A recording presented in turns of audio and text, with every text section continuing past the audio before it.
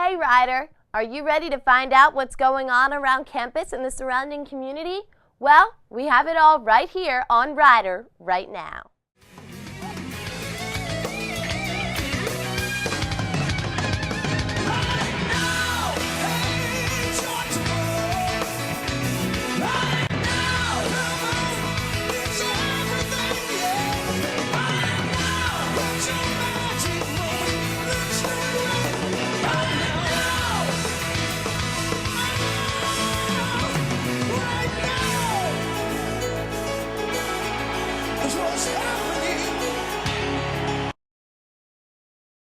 Welcome back.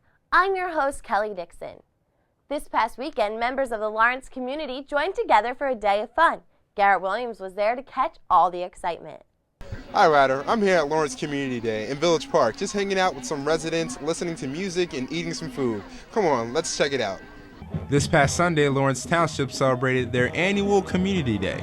Local businesses, community organizations, and Lawrence High School students all helped to support this community event. During my visit, I was lucky enough to bump into the township manager. This Community Day has been sponsored by our Recreation Advisory Committee, and it's an opportunity for businesses and nonprofit organizations or for-profit organizations to come and show what they make available to members of our community, what they provide as services. Amongst community supporters, Lawrence High School also sponsored this event. Student clubs from Lawrence High used this day to fundraise for different causes. DECA is a co-curricular organization for marketing students.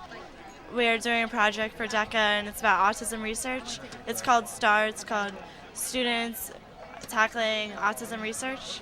And we made T-shirts, cards for the cause, and we're selling them to raise money. Lawrence residents were able to share and enjoy this day with friends and family. There are a lot of people out here today, and we just love it. It is just such a wonderful time for the community to come out and see all the different organizations and family gathering. It's just a wonderful time. We have a lot of friends in the Lawrence community, so we get to see our friends, our kids get to see their friends, everybody comes together, and we also get to see new things that our community organizations have available that we might not know about during the year. As the day ended, the community became much closer. This is Garrett Williams reporting for Ryder right now. Don't worry if you missed this year's Community Day. Lawrence will be having many more events throughout the year. You can log on to www.lawrencetownship.com to check them out. Back on campus, Ryder's community is busy as well. Kathleen DeFrancesco went to this week's Senate meeting to hear the latest news about what's going on. I'm Kathleen DeFrancesco, reporting from Senate for Ryder right now. Sustainability Coordination Manager Melissa Ross spoke about Ryder University's new efforts on Going Green. Some of the things that I'm looking at now, I work with several different departments on campus already. With facilities, as an example, we're looking into getting many more recycling containers on campus. And we're also getting a new standard for an outdoor container, and I'm looking at these really cool solar recyclers that right now there's some around Princeton Borough, but they have a sensor in them, so when they're getting full, the compactor goes, they hold 5 times the capacity. SGA Vice President John Chabra discusses some of the positive effects of Going Green on campus. It saves us all money by taking away trays in dailies. I know it was kind of a controversial thing, but it means we have to pay less people to wash them, and we have to use less materials to wash them. By using less paper, we're paying less on copying costs. We're buying less paper. By recycling more, that means that we're using less waste, which means we need to buy less things. All in all, it helps us as a campus and as a community treat the environment with more respect and also save a little bit of money in the process. So it's a win-win-win. This has been Kathleen DeFrancesco for Ryder right now. For more information about Senate, you can check out the Student Government Association's website. In honor of Breast Cancer Awareness Month, nurse practitioner Ann Sneath came to campus to speak with students. Gina Grasso was in attendance.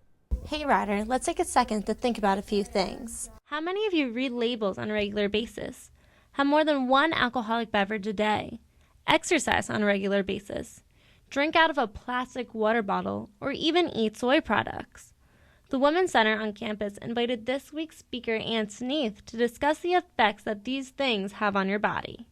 It's the constant cumulative effect of these issues in the environment that, unless we're aware of, you know, the incidence and prevalence of breast cancer is going to get worse. Anne told the audience about common misconceptions regarding breast cancer. In reality, only about 10 to 20% of this type of cancer is caused by genetics. The rest is due to the environment.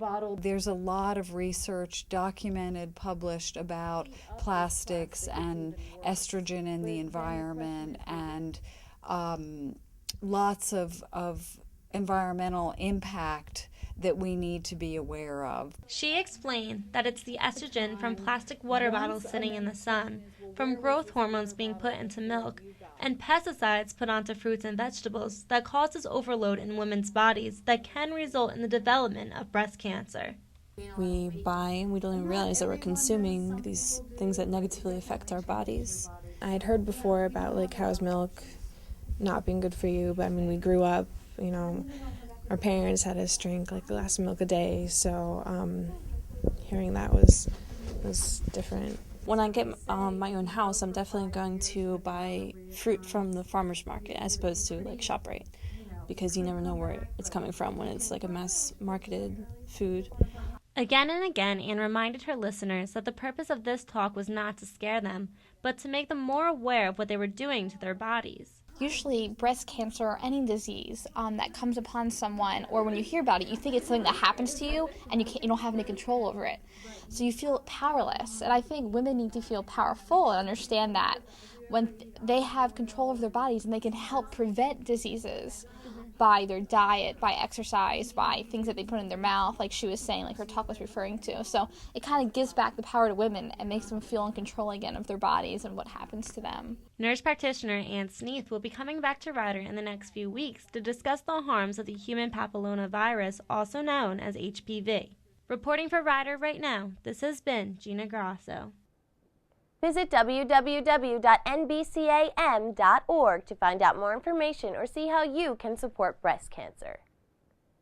It's not always easy to get adjusted after college. One Rider alum spoke about her experiences at a lecture hosted by MASA. Farrah Thompson has the story.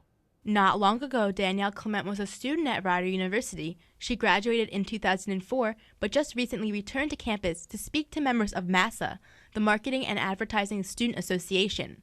Danielle currently works for McGraw-Hill in Hightstown, New Jersey, which has about 20,000 employees across all of its companies. Some specific courses she took at Rider have especially helped her in the workplace. Consumer behavior was one of my favorite classes here, and that really helps me learn how the businesses promote to consumers for their products. And another class was business-to-business marketing. And although my company does business-to-consumer marketing, that class kind of just showed me how, other businesses will interact with different businesses. Danielle has applied skills learned at Rider to her current job in marketing and sales. Some of her tasks include working on marketing materials and assisting with customer service. Getting to this point was not the easiest. I did not start working right away when I graduated. I applied to internships. I did send out my resume, went on tons of interviews. I got a call from McGraw-Hill saying, would you come in for an interview for like a real job, I guess. So I kind of, took advantage and went on an interview, and that's where I am today. Danielle also told students that she is now attending graduate school at night, 4 years after leaving Rider. I advise them to take full advantage of, everything that's available to them through the professors and the Career Center. Overall, it was a very rewarding event for MASA members. There are many paths that you can take after college. Take the one that you want to take. This has been Farrah Thompson for Rider Right Now. Keep your eyes open around campus for flyers about future MASA speakers. The first Bronc Bingo of the year was an important one as it pertained to the upcoming election race. Kristen Salvatore was there to check it out. Last week's election-themed Bronc Bingo was a huge success with prizes that ranged from election items to a rock band and a Wii. I love Bronc Bingo so much. I come every month. Everyone's really intense about it, but it's because there's awesome prizes, so it's a lot of fun. Everyone always wants a Wii. They're one of the hardest things to get nowadays, and rock band's just a great thing to go with it. I'm actually surprised at the turnout. There's a lot of people here, so I think that they should have actually had one session on one side, one session on another side, because there's so many people here. I think it helps people's chances of winning, especially my own, because I've only gotten like four things so far to like 3 games. So yeah, definitely like 2 sessions, but it's good. I like the way everyone's turning out. It's good to see that there's a lot of people still left on campus on the weekends, and hopefully they're enjoying themselves just like I'm enjoying myself. SGA Events Coordinator Amanda Lawson spoke about some of the upcoming events for Rider students. Well, the next Bronx Bingo, we're looking to co-sponsor with Box, so it's going to be a lot of sex education, sexual type stuff, which will be a really cool thing for bingo. I think it'll bring it to a different level, trying to bring other organizations in. And next student events, we have the Diversity Bronx Buffet, which I just found out is going to be Halloweens around the world. That's pretty much all we got going on right now, and I can let you know anything else. Reporting for Rider Right Now, this has been Kristen Salvatore. Look for other themed Bronx Bingo nights later in the semester. Rider students not only know how to have fun, but how to also get serious and help others all at the same time. The Sisters of Phi Sigma Sigma seem to have gotten this concept down, as they are hosting a kickball tournament later this month. I sat down with the organization's president, Ellen Morstein, to find out more. Today we're here with Ellen Morstein, the president of Phi Sigma Sigma, and she's here to tell us about a special event coming up. Phi Sigma Sigma is going to be holding a kickball tournament Saturday, October 18th.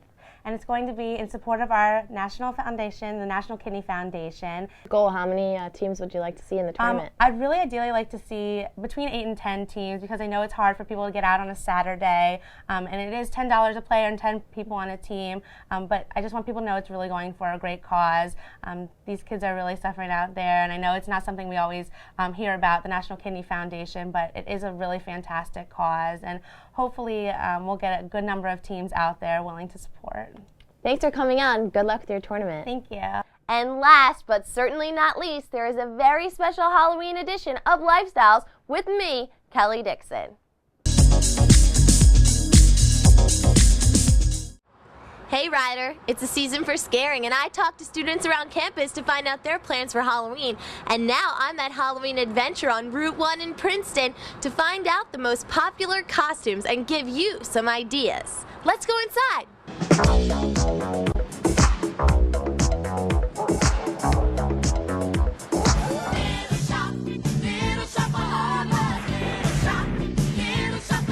Hey Ryder, what are you gonna be for Halloween? And how about you? Maybe Tarzan. I might wear a suit. Oh, I haven't decided yet. I am actually going to be Glinda the Good Witch from Wicked, and my roommate is going to be Elphaba. I'm going to be a corporate executive. I was thinking about scaring the voter public out there by dressing up as Barack and seeing how many kids I can make cry, because it's really scary. Thinking about him as president. We're looking to do another group thing. We had a few ideas, maybe semi-pro. I don't know. We'll see. Most popular costumes right now are the Joker, Hannah Montana, High School Musical, Batman Begins, Pirates of the Caribbean, and all the pirates. Halloween Adventure can fulfill all of your holiday needs. When you purchase your costume, you may also help a child in need by donating to juvenile diabetes. If you still haven't decided on a costume, go to any Halloween Adventure on October 19 and save 30% on Friends and Family Night. With so many costumes to choose from, picking just one can be so difficult, but it sure is fun trying them all on. I don't know about this one. This is pretty cute. Classic. But is it classy? Bewitching.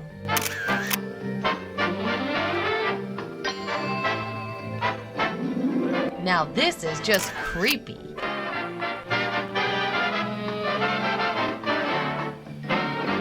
You'll have to wait till Halloween to see what I'm gonna be. For Rider Right Now, this has been Kelly Dixon. Well, that's all the time we have for today.